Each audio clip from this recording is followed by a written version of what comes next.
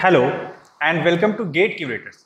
हम लोगों ने अपने डीबीएमएस फुल लेक्चर सीरीज में लास्ट लेक्चर में बात किया था की कांस्टेंट्स का।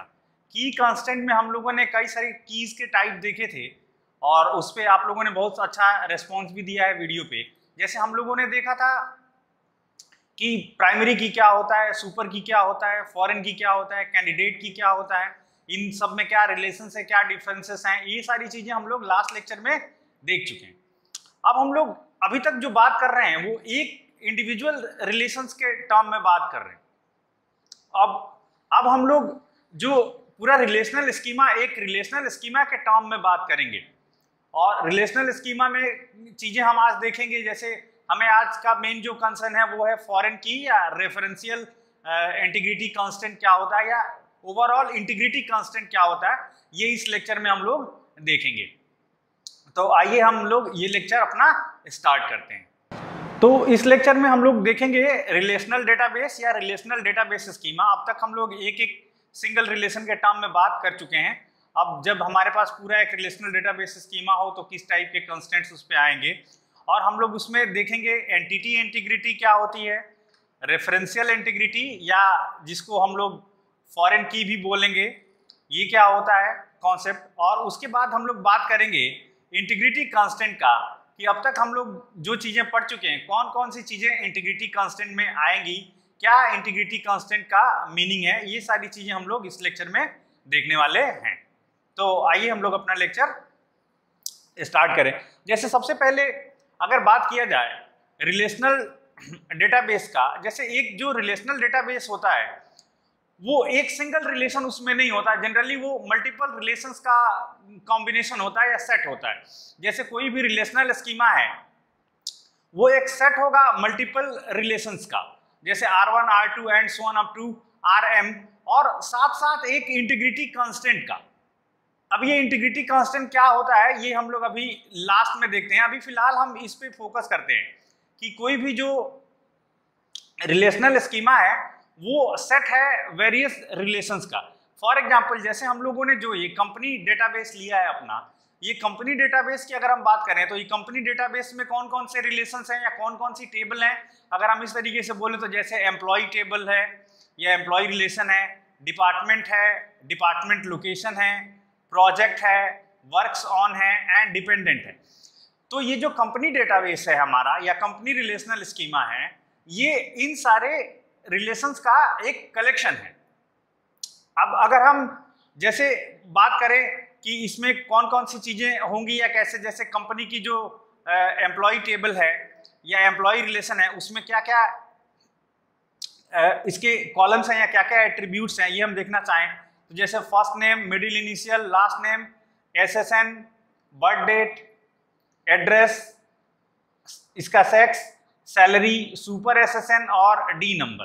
अच्छा, अब यहाँ पे जरा हम चर्चा करें। यहाँ पे देखिए एक चीज दी हुई है सुपर SSN, पहले भी देखा होगा अभी आपने, जब मैं कई सारे लेक्चर्स में ये वाला एग्जांपल लेता हूँ कंपनी डेटाबेस का, तो लेकिन यहाँ पे हमने ज्यादा इसको जिक्र नहीं किया। आज जरा हम लोग इसको देखते हैं, ये SSN क्या है और ये सुपर SSN क्या है। ये एक्चुअली ये दोनों सेम डोमेन को रिप्रेजेंट करते हैं। SSN और सुपर SSN दोनों सेम डोमेन को रिप्रेजेंट कर रहे हैं। एक ही टाइप की वैल्यू SSN में रखी जाएगी और उसी टाइप की वैल्यू सुपर SSN में भी रखी जाएगी। सुपर SSN बता रहा है जैसे किसी एम्प्लॉय के SSN के बाद यहाँ पे अगर सुपर SSN लिखा है, इसका मतलब है कि वो SSN नंबर है, सोशल सिक्योरिटी नंबर है, उसके इमीडिएट सुपरवाइजर का या इमीडिएट बॉस का। सुपर SSN का मतलब ये। यहाँ पे देखिए ये SSN तो अंडरलाइन है, यानी कि ये इसका प्राइमरी की है इस रिलेशन का, लेकिन सुपर SSN अंडरलाइन नहीं है, यानी कि ये प्राइमरी की नहीं है। तो कभी SSN तो कभी भी नल नहीं हो सकता है, बट सुपर SSN नल हो भी सकता है। ऐसे अगर किसी एम्प्लॉय का अगर कोई इमीडिएट बॉस नहीं होगा तो वहां पे उसका सुपर SSN हम लोग नल रखेंगे। ये हम अभी देखते हैं एग्जाम्पल में। इसी तरीके से डिपार्टमेंट जो रिलेशन होगा, डिपार्टमेंट में D name, D number, MGR SSN। ये MGR SSN क्या है, किसी मैनेजर का SSN number. Manager start date हम लोग देख चुके हैं, ये एट्रीब्यूट हमने एक रखा है कि कोई पर्टिकुलर मैनेजर किसी डिपार्टमेंट को मैनेज करना कब से स्टार्ट कर रहा है, ये हमने एक रखा। अब यहाँ पे एक ध्यान देने वाली चीज ये है कि यहाँ पे डी नंबर है एक, और यहाँ पे एक DNO है, इसी तरीके से यहाँ पे एक डी नम है। ये सारे जो ये तीन अलग अलग नेम्स हैं, अलग अलग रिलेशन में हमने अलग अलग नेम यूज कर रखे हैं। आप चाहे तो अलग अलग रिलेशन है तो तीनों में सेम नेम भी यूज कर सकते हैं, बट यहाँ पे हमने अलग अलग नाम यूज कर रखे हैं, लेकिन ये सेम वैल्यू को रिप्रेजेंट करेंगे, सेम वैल्यू को रिप्रेजेंट करेंगे। इनका डोमेन भी सेम होगा और वैल्यूज भी सेम ही होंगी।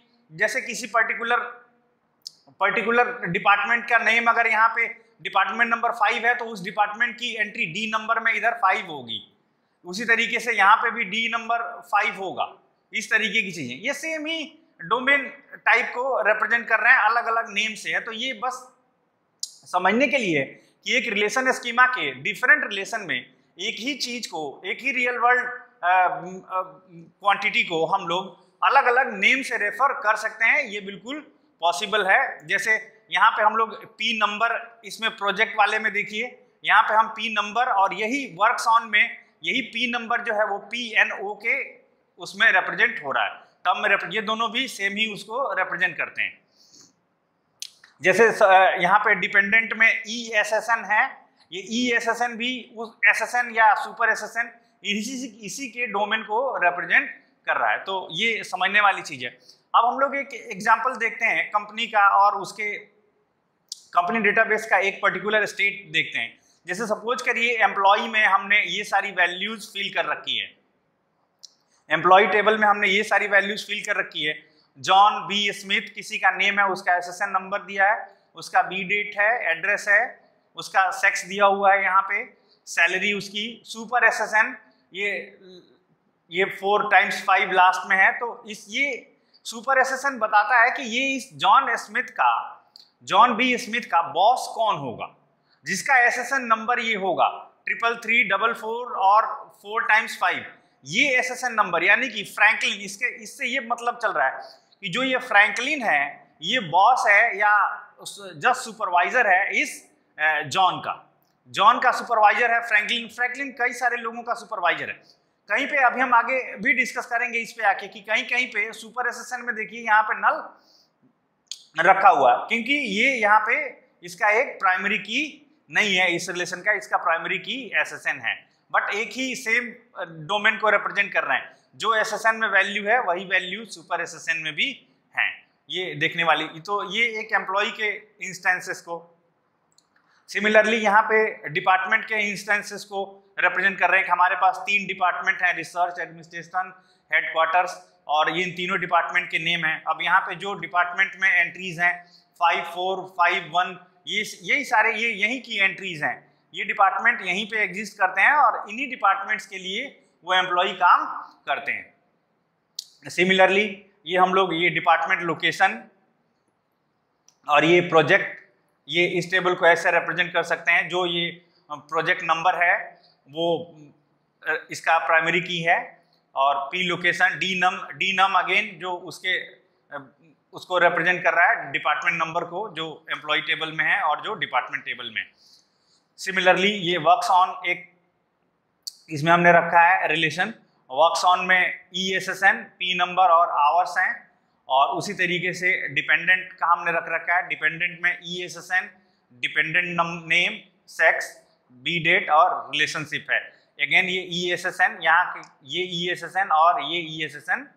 तो ये हमने एक एग्जाम्पल के लिए लिया है कि हमारे पास ये जो कंपनी डेटाबेस है उसके ये स्टेट्स हैं और उनमें ये एंट्रीज हैं। हम लोग अभी जब SQL पढ़ेंगे अब और उसमें क्वेरीज जब हम करेंगे तो उन क्वेरीज में हम लोग इसी टेबल पे क्वेरी अप्लाई करेंगे, इसी डेटा पे, और इसी रिजल्ट को एनालाइज करेंगे कि जो हमने क्वेरी करी है या क्वेरी जो हमने लिखा है वो इसमें से क्या रिजल्ट दे रहा है। तो आप लोग इसको अलग से नोट करके रख लेंगे कहीं पे, और इसी पे हम लोग अपना जो क्वेरी है वो परफॉर्म करेंगे। अब हम लोग, ये तो था जो पहला था आज का। अब हम लोग जो देखते हैं नेक्स्ट है आज का, एंटिटी इंटीग्रिटी या रेफरेंशियल, या नहीं बोलेंगे इसको हम, एंटिटी इंटीग्रिटी, रेफरेंशियल इंटीग्रिटी और फॉरेन की, ये क्या चीज है। तो जो एंटिटी इंटीग्रिटी कहती है, अरे देखिए इंटीग्रिटी का मतलब ये है कि जिसकी पहचान हो, जो अपने मतलब जो डिक्शनरी में मतलब होता है इंटीग्रिटी का कि जो जिसकी अलग से पहचान हो, जिसको अलग से पहचान लिया जाए, जो कंसिस्टेंट है। तो ये कंसिस्टेंट कैसे आएगा, कंसिस्टेंसी कैसे होगी? जैसे हम एंटिटी इंटीग्रिटी ये कहती है कि किसी भी टपल का या किसी भी पर्टिकुलर एंटिटी की एंट्री जब हम टेबल में करेंगे तो जो उसका प्राइमरी की है वो प्राइमरी की कभी भी नल नहीं हो सकता। प्राइमरी की नल अगर हो जाएगा तो इंटीग्रिटी लॉस्ट हो जाएगी। ऐसे आइए समझिए हम लोग कैसे कह रहे हैं कि प्राइमरी की नल हो जाएगा तो क्या प्रॉब्लम आएगी, ये हम लोग देखते हैं। ये सपोज करिए यहाँ पे प्राइमरी की हमने बनाया है एसएसएन को। अब अगर एक ही नाम के एक से ज्यादा पर्सन आ जाए, जैसे 2 जॉन इस टेबल में अगर होते, अभी फिलहाल तो नहीं है, बट अगर 2 जॉन इस टेबल में आ जाएं और एसएसएन नंबर हम ना एंटर करें, एसएसएन नंबर उसका नल रख दिया हमने, तो एसएसएन नंबर नल रख दिया तो दोनों जॉन में कैसे हम लोग पहचानेंगे कि किस जॉन की बात हो रही है? तो वो एसएसएन नंबर ही वो पर्टिकुलर हमारा की है या सुपर की है, सॉरी प्राइमरी की है हमारे रिलेशन का, जिसकी हेल्प से हम लोग किसी पर्टिकुलर को यूनिकली आइडेंटिफाई कर रहे हैं।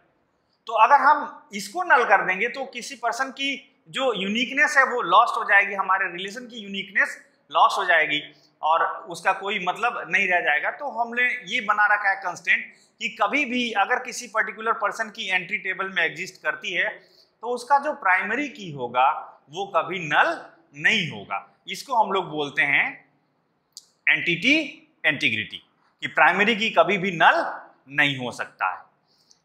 अब ये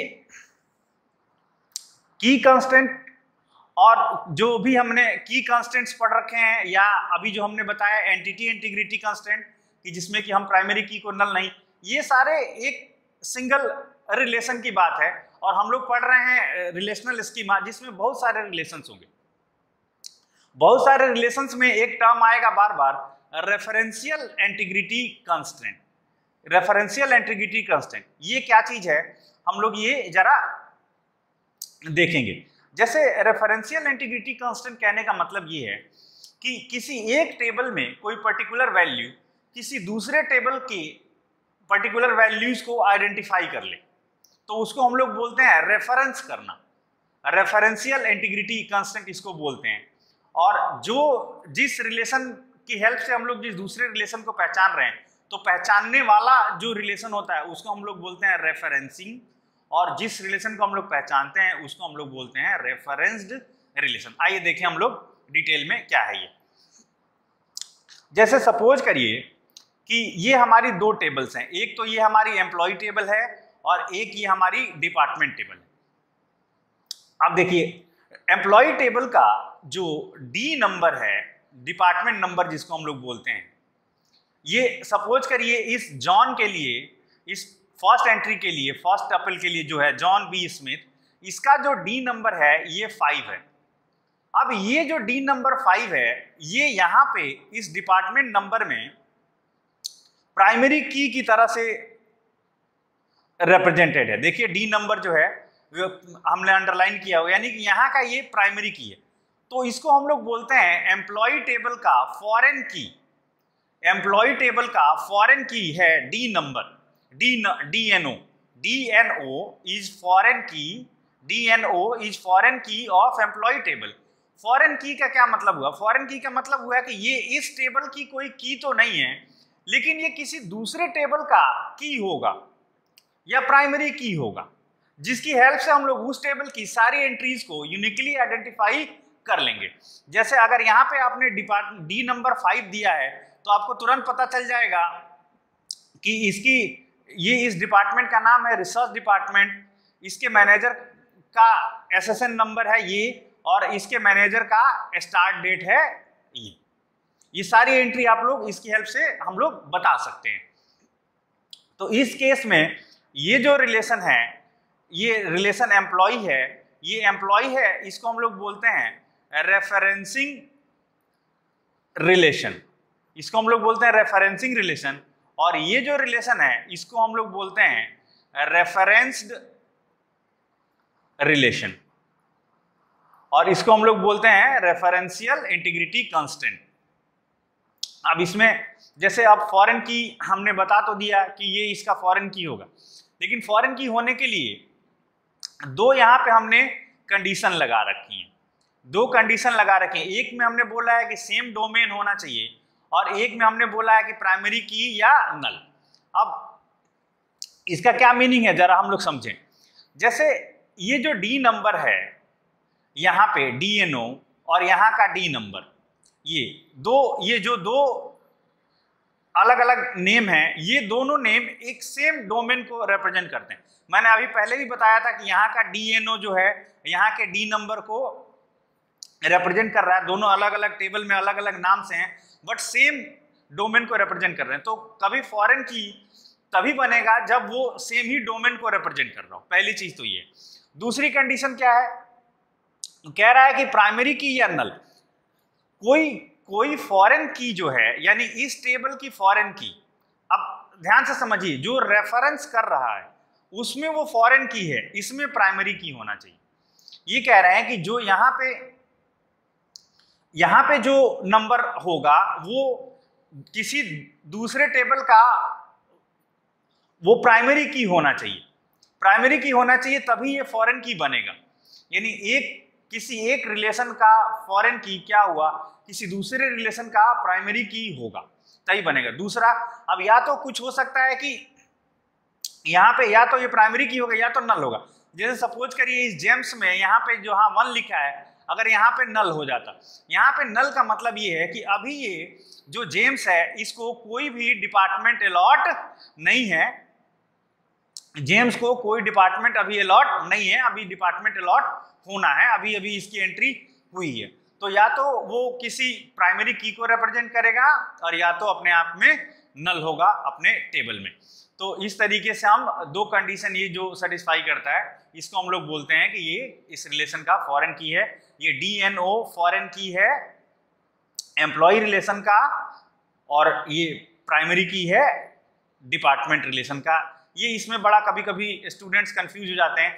देखिए जो फॉरेन की होता है, तो जिस टेबल का फॉरेन की होता है उस टेबल को फॉरेन की यूनिकली आइडेंटिफाई नहीं करता, उस टेबल की एंट्रीज को, वो उस टेबल की एंट्रीज को यूनिकली आइडेंटिफाई करता है जो रेफर हो रहा है। तो यहाँ पे ये जो DNO है, यहाँ पे DNO अगर हम बोले डिपार्टमेंट नंबर 5, तो कई सारे एम्प्लॉइज डिपार्टमेंट नंबर 5 में काम करते हैं। तो यहाँ का ये प्राइमरी की नहीं है, यहाँ का एक फॉरेन की है। प्राइमरी की ये कहाँ का है, रेफरेंस्ड रिलेशन का, डिपार्टमेंट जो रिलेशन है वहां का ये फॉरेन की, सॉरी प्राइमरी की है, फॉरेन की है एम्प्लॉय टेबल का। तो ये ध्यान देने वाली चीज है। यहाँ पे स्टूडेंट्स थोड़ा सा कंफ्यूज हो जाते हैं कि वो फॉरेन की को उसी में खोजने लगते हैं। फॉरेन की आप लेके और उस डिपार्टमेंट उस टेबल में चले जाएंगे, उस रिलेशन में चले जाएंगे। फॉरेन की को लेके आप उस रिलेशन में चले जाएंगे जिस रिलेशन का वो प्राइमरी की है, वहां पे उसकी हेल्प से आप यूनिकली आइडेंटिफाई करेंगे, ना कि इस वाले में यूनिकली आइडेंटिफाई करेंगे। तो ये ध्यान देने वाली बात है, ठीक है। अब एक चीज और है, जैसे कोई फॉरेन की जो है अपनी टेबल में भी फॉरेन की बन सकता है। जैसे हम लोग देखें यहाँ पे SSN और सुपर SSN दो है, सेम डोमेन को रिप्रेजेंट कर रहे हैं, सेम डोमेन को रिप्रेजेंट कर रहे हैं। और ये जो है SSN जो है इसी अपनी टेबल का ही, सुपर SSN जो है अपनी ही टेबल का एक फॉरेन की है। तो अब सुपर SSN फॉरेन की है, याद रखिए, SSN प्राइमरी की है, सुपर SSN फॉरेन की है। और सुपर SSN की वैल्यू नल हो सकती है, फॉरेन की वैल्यू नल हो सकती है। अभी हमने क्या बताया कि किसी एम्प्लॉय का डिपार्टमेंट नल है, इसका मतलब है कि उसको अभी कोई डिपार्टमेंट अलॉट नहीं हुआ है। उसी तरीके से किसी एम्प्लॉय का अगर सुपर SSN नल है, इसका मतलब है अभी उसका कोई इमीडिएट बॉस नहीं है, बॉस या तो नौकरी छोड़ दिया है या तो बॉस रिटायर हो गया है, अगला बॉस आने वाला है। तो आप कुछ ऐसा समझिए। तो ये जो सुपर SSN है अपनी ही टेबल का, एम्प्लॉय टेबल का ही फॉरेन की है।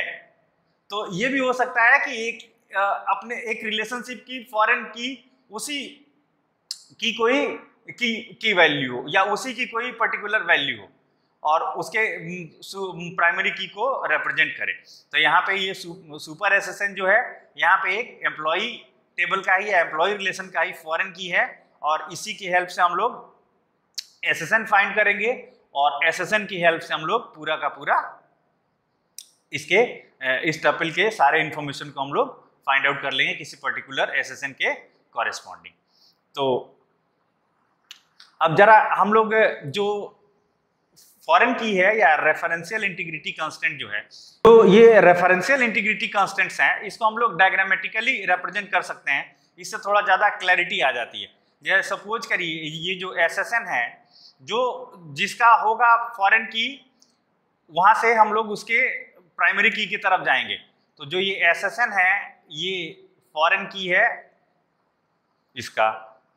सिमिलरली ये जो डी नंबर है, ये DNO, ये इस डी नंबर का, DNO जो है ये डी नंबर का फॉरेन की है, इस यानी कि ये इस रिलेशन का फॉरेन की है।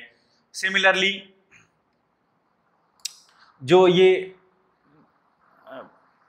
P नंबर जो है, कहीं पे आया है डी नम, हाँ ये जो डी नम है ये अगेन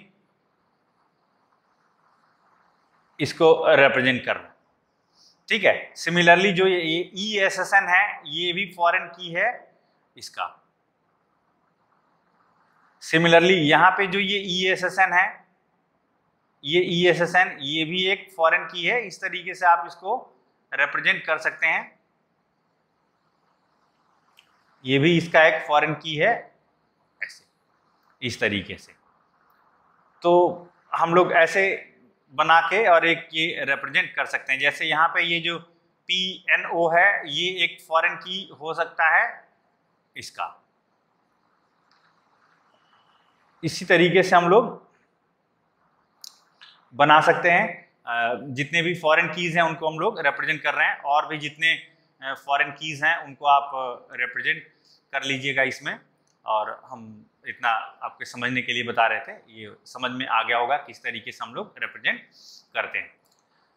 तो अब हम लोग आते हैं फाइनल कंक्लूजन पे इस लेक्चर का, जो हम पढ़ने वाले थे, इंटीग्रिटी कांस्टेंट क्या चीज होती है। इंटीग्रिटी कांस्टेंट कहने का मतलब ये है कि किसी पर्टिकुलर टाइम पे किसी डेटाबेस में या किसी रिलेशन में या उस रिलेशन के किसी स्टेट में हमेशा ये कांस्टेंट फॉलो करने ही करने चाहिए। कौन कौन से? एक तो डोमेन कांस्टेंट कि हर वैल्यू पर्टिकुलर डोमेन से रिलेट होगी, जिस टाइप का डोमेन उसका डिफाइन किया गया है उसी पर्टिकुलर डोमेन से हम लोग ये पिछले लेक्चर्स में डिस्कस कर चुके हैं, उसी टाइप के। दूसरा की कांस्टेंट की उसका की होगा, कौन से प्राइमरी की होगा, कौन सा सुपर की होगा, कौन सा कैंडिडेट की होगा, किस तरीके के, जो हमने की कांस्टेंट में देखा था। नॉट नल में हमने ये बताया था कि कोई पर्टिकुलर, जैसे नाम ही नल आप नहीं रख सकते हैं, तो कुछ पर्टिकुलर एट्रीब्यूट को हम ऐसा बना देते हैं कि ये कभी नल नहीं रख सकते हैं हम लोग। जैसे कि एक तो प्राइमरी की ही हो गया कि प्राइमरी की कभी नल नहीं होगा, जो अपने आप में इंटीग्रिटी कांस्टेंट को रिप्रेजेंट करेगा। नॉन प्राइमरी एट्रीब्यूट को भी या नॉन प्राइमरी वैल्यू को भी हम लोग ऐसा बना सकते हैं कि वो नल ना हो। तो ये हम लोग इस तरीके से कर सकते हैं। और नेक्स्ट है रेफरेंशियल इंटीग्रिटी की, जो रेफरेंस करे ये दो कंडीशन को सपोर्ट करते हुए जो कंडीशंस हमने आज आपको बताई।